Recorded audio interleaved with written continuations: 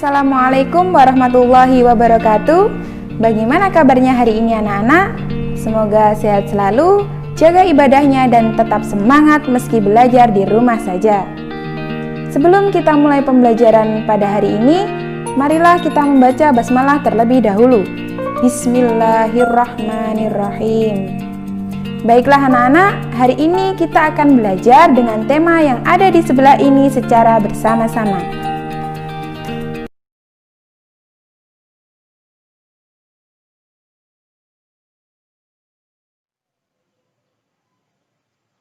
Anak-anak, berjumpa lagi dengan Bu Guru. Hari ini kita akan belajar tema 2, menyayangi tumbuhan dan hewan. Subtema 1, manfaat tumbuhan bagi kehidupan manusia. Pembelajaran 2.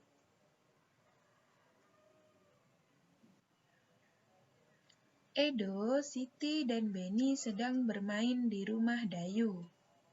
Dayu menunjukkan sebuah majalah yang di dalamnya ada cerita dongeng. Edo, Siti, dan Beni berebut untuk membaca dongeng tersebut. Dayu mengusulkan agar salah satu dari mereka membacakan dongeng. Teman yang lainnya menyimak dongeng yang dibacakan.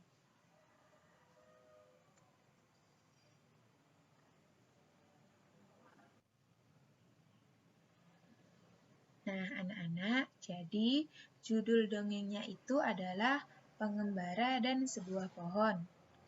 Bu Guru bacakan dahulu, silakan kalian simak dan kalian dengarkan baik-baik ya. Pengembara dan Sebuah Pohon. Pengarang Aesop. Dua orang pengembara berjalan di sepanjang jalan yang berdebu dan tandus di hari yang sangat panas. Tidak lama kemudian, mereka menemukan sebuah pohon besar. Dengan gembira, keduanya lalu berteduh dari teriknya sinar matahari di bawah naungan daun-daun pohon besar yang lebat. Saat beristirahat, mereka melihat ke atas pohon. Salah satu pengembara berkata kepada teman seperjalanannya, "Betapa tidak bergunanya pohon sebesar ini. Pohon ini tidak memiliki buah, sehingga tidak berguna untuk manusia sama sekali." Pohon besar tersebut lalu berkata, "Kamu manusia yang tidak tahu berterima kasih." Pohon itu berkata lagi, "Kamu datang dan bernaung di bawah daun-daunku. Kamu menikmati teduhnya perlindungan cabang dan daunku. Kamu masih menyebutku tidak berguna sama sekali."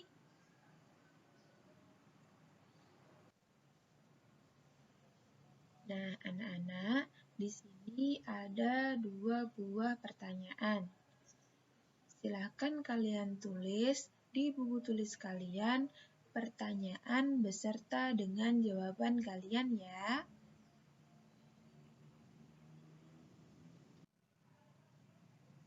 Setelah membaca dongeng Pengembara dan Sebuah Pohon, kita belajar untuk selalu bersyukur.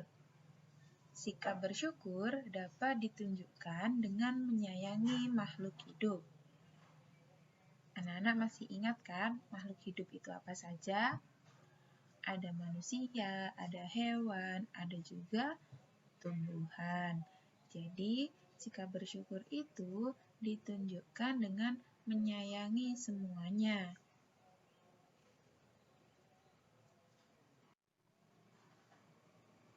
Nah, anak-anak, ini ada percakapan antara ayah Beni dan Beni. Guru bacakan terlebih dahulu, silahkan kalian simak dan dengarkan baik-baik.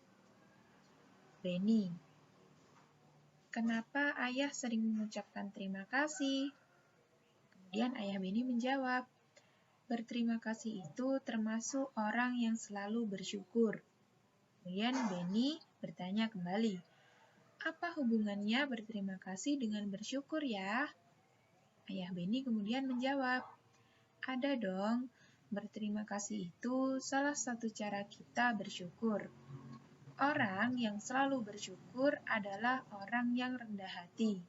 Kebalikannya, orang yang tidak bersyukur adalah orang yang sombong.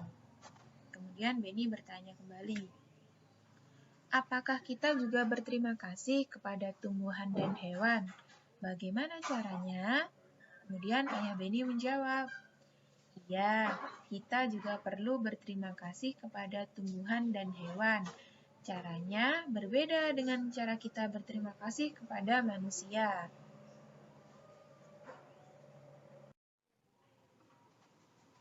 Lalu ibu menambahkan, jika kita berterima kasih kepada tumbuhan, maka kita merawat tumbuhan dengan baik.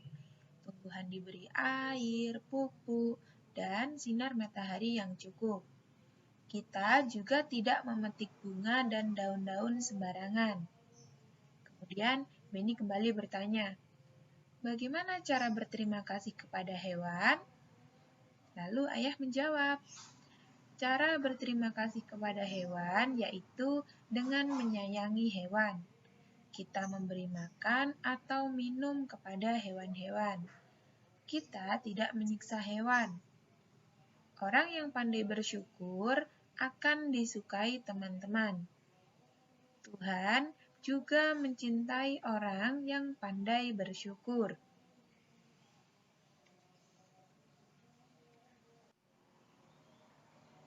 Setelah membaca dialog tersebut, sekarang silahkan kalian jawab pertanyaan di bawah ini.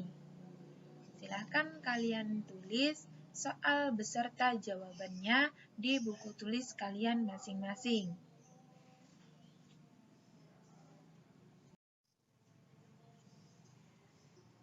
Nah, anak-anak, bentuk lain dari sikap bersyukur itu adalah selalu menjaga kesehatan tubuh.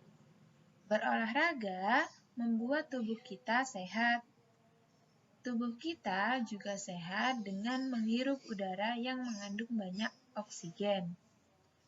Tanaman memberikan oksigen pada lingkungan sekitar. Dengan berolahraga di halaman sekolah, tubuh kita akan terasa lebih segar. Gerakan memutar atau meliukkan badan dapat dilakukan untuk melenturkan tubuh. Dengan demikian, otot tidak kaku dan peredaran darah lancar.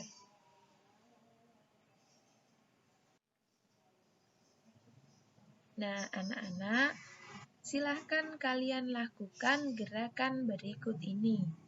Gerakan yang pertama yaitu badan berdiri tegak.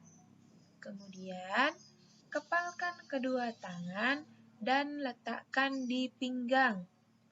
Kemudian yang ketiga, putarlah badan ke kanan dan ke kiri. Yang keempat, badan kembali berdiri tegak. Kemudian yang kelima, rentangkan kedua tangan ke depan. Dan yang keenam, putarlah badan ke arah berlawanan atau membungkukkan badan.